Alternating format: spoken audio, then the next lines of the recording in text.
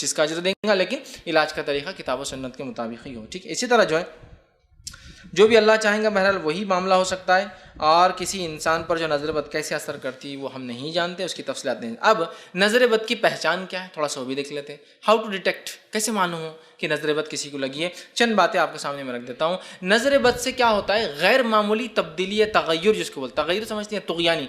जैसा कि एक नदी है, उसमें पानी नहीं है और अचानक बाढ़ आ गई, होता है ना कभी, बहुत से लोग उसमें मर जाते हैं, बह जाते हैं घर बार, क्योंकि जैसा 8 महीने नदी सूखी होती, 4 महीने पानी, लेकिन अचानक गर्मी के मौसम में इसको बोलते तुग़यानी। अचानक सूखी नदी में बाढ़ आ गई, समझ रहा। अचानक किसी इलाके में बारिश ही नहीं हो रही, लेकिन पानी ऐसा आ रहा नालों में कि नाले भर कर जा रहे, तो कोई आदमी सेफ्टी भी नहीं करता ना, बारिश आती रही तो आदमी सेफ्टी करता है कम से कम, होता है। तो तुग़यानी, तो अचानक जिस्मानी या ज़हनी तगय्युर, तुग़यानी में एकदम बदल जाना, ये एक अलामत होती है जिनकी, जादू की और नज़र बद की।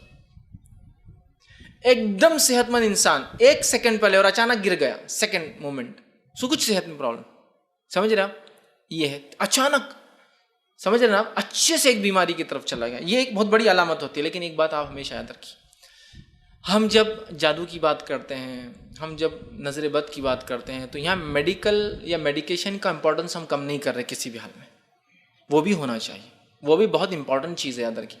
दवाखाने जाना, चेकअप्स कराना, साइकेट्रिस्ट के पास जाना, मेंटल चेकअप्स कराना, मेंटल काउंसलिंग्स कराना होता है। कभी आदमी नफ्सियाती परेशानी में होता है, ना उस पर जिन होता है, ना उस पर जादू होता है, ना उसको नज़र बद लगती है, तो उसको चाहिए कि वो ये सब करे।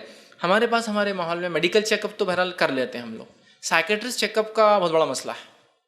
ऐसा बहुत से लोग मेरे पास आते हैं मशवरा, तो मैं कहता हूँ देखिए ये मशवरा मैं देने से पहले ये कहूँगा, एक साइकेट्रिस्ट काउंसलिंग आप कर लें। पागल थोड़ी हो फैज भाई हम आप दवाखाने भेज रहे।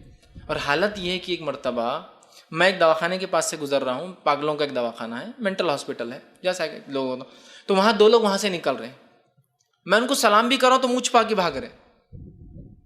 मतलब हमारे माशरे में, हिंद पाक में, इंडिया पाकिस्तान में हालत ये है, साइकेट्रिस्ट काउंसिल तो दूर, सिर्फ एक साइकेट्रिस्ट के दवाखाने या कंपाउंड में जाना बोले तो बुराई की अलामत है। लोग दूर से क्या बोलेंगे, लोग पागल तो नहीं होगा, भागो यहाँ से। दवाखाने से निकलते को मिल गए, भाई मैं नहीं पागल, मैं देखने आया था, मैं नहीं, तुम समझेंगे नहीं तो मैं आया हूँ, इतना वो है ही नहीं।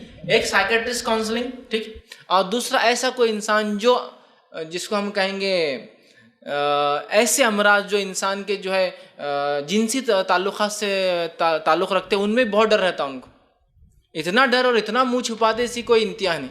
मतलब सेक्स रिलेटेड प्रॉब्लम्स जो होते हैं, इतना कि वो साइकेट्रिस्ट काउंसलिंग से ज़्यादा खतरनाक रहती।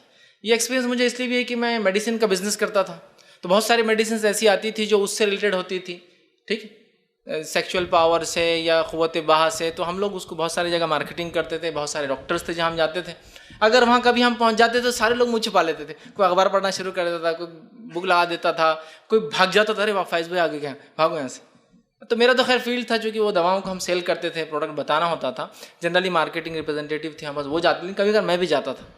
तो जब मैंने देखा लोग इतना डरते हैं, देखिए बीमारियाँ हैं अल्लाह ने दी है, ठीक है, इलाज कराने में मैं समझता हूँ शर्म महसूस करना, ये ख़ुद एक इंडियन, जैसा जिसको कहेंगे इंडियन पाकिस्तानी बांग्लादेशी एक मेंटालिटी है कि इलाज चाहे कोई भी हो उसमें भी शर्म और हया, मतलब इस मामले में कि जहाँ होना नहीं चाहिए वहाँ भी होती है। इलाज कराने में काहे की शर्म, मेरे को जख्म आ गया मुझे इलाज कराना, नहीं लोग क्या बोलेंगे, मैं कैसा जाऊँगा, लोगों को क्या जवाब दूंगा, कैसे लगा बोलूँगा, इसको क्या जवाब दूंगा, उसको क्या जवाब दूंगा, पड़ोसी क्या समझेंगे, इन्हों क्या समझेंगे, उन्होंने समझेंगे इसको मार क्या, इन्हों समझेंगे उसको, इतनी बातें सोच रहा हूँ खाली इलाज से पहले। किसी आदमी साइकेट्रिस्ट काउंसलिंग की जरूरत है, आदमी पागल होगा दवाखाने, नहीं भाई मिलने हम नहीं जाएंगे, घर पे आए तो बुला बाबा, वहाँ जाने के बाद लोग हमको समझ लिए तो अच्छे खासे हम पहले, इतना डर है। साइकेट्रिस्ट काउंसलिंग कराना चाहिए, कभी कभार ये भी ज़रूरी होता है, क्योंकि उसमें कोई जादू नहीं होता है, कोई नज़र बद नहीं होती, कोई आसिफ नहीं, मेंटल इंसान डिस्टर्ब होता है, समझ रहा, तो ये कराना चाहिए। अब ये होने के बाद हम दम भी करेंगे या इससे पहले दम भी करेंगे, लेकिन ये चीज़ भी कराना चाहिए, medical checkups and psychiatric counselling, क्योंकि नज़र बद का जादू से इसका ताल्लुक़ है, इसलिए मैं चाह रहा हूँ। कभी आदमी में जादू नहीं होता है, वो नफ्सियाती पागल हो जाता है, और आप उसका अगर जादूगर के पास इलाज कराएंगे तो मैं समझता हूँ, माफ़ करना, किसी राखी या मालिश के पास भी कराएंगे तो उसको वो फ़ायदा नहीं मिलेंगी, वो शफ़ा जो होना चाहिए, समझ रहे, चूँकि उसको जादू है ही नहीं, उसको एक्चुअली मेंटल डिसऑर्डर है, कोई डिसीज़ है, ठीक, इस बात को हम समझें, ठीक।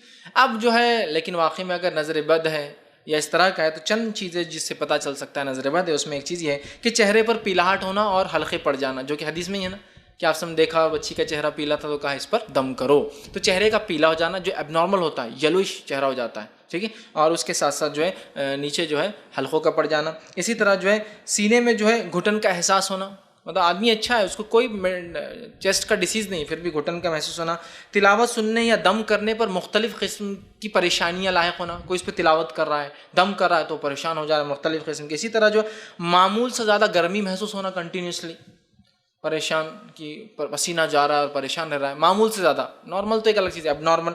इसी तरह जो पसीने का आना, और ख़ास तौर से, और इसमें बहुत सारी बातें ऐसी जिसकी मैं हदीस से कोई दलील नहीं दे पाऊँगा, लेकिन ये उलमा की तज्जिए समझते हैं आप, कुछ चीज़ों का एक्सपेरिमेंट करके देखा गया कि ये आदमी पे ये जो इलाज कर रहे हैं ये ज़्यादा हो रहा है, तो लिहाजा ये सिम्टम्स हो सकते हैं। लेकिन अगर आप आगे पूछें दलील, तो मैं कहूँगा ये दलील तज्जिया है उलमा का, कि उन्होंने देख देख कर पता किया कि ऐसा ऐसा ये हो रहा है, ठीक है।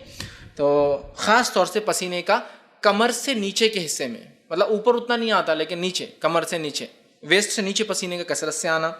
इसी तरह जो है पहलुओं में दर्द महसूस होना, ठीक है। इसी तरह जो बेचैनी की कैफियत होना और इधर उधर देखने और मुतवज्जे होते रहना, कंटिन्यूस, मतलब हमेशा बेचैन और हमेशा परेशान होना, ये भी कैफियत देखी गई। बहुत सारे जो लोग जिनको जिन तकलीफ देते हैं या नज़र हो जाती है उनके साथ ये कैफियत, खामखा बेचैन होते और कंटिन्यूस देखते रहते हैं। और ख़ास तौर से उंगलियों की हरकतें कंटिन्यूस करते रहेंगे। आप देखिए कभी किसी को अगर जिन का असर है, जादू का असर है, और उसको पजेस उसके जिस्म है, तो वो कंटिन्यूस एक तो बेचैन रहेंगे और एक मुख्तलिफ़ किस्म की खाली उंगलियों से खेल करते रहेंगे।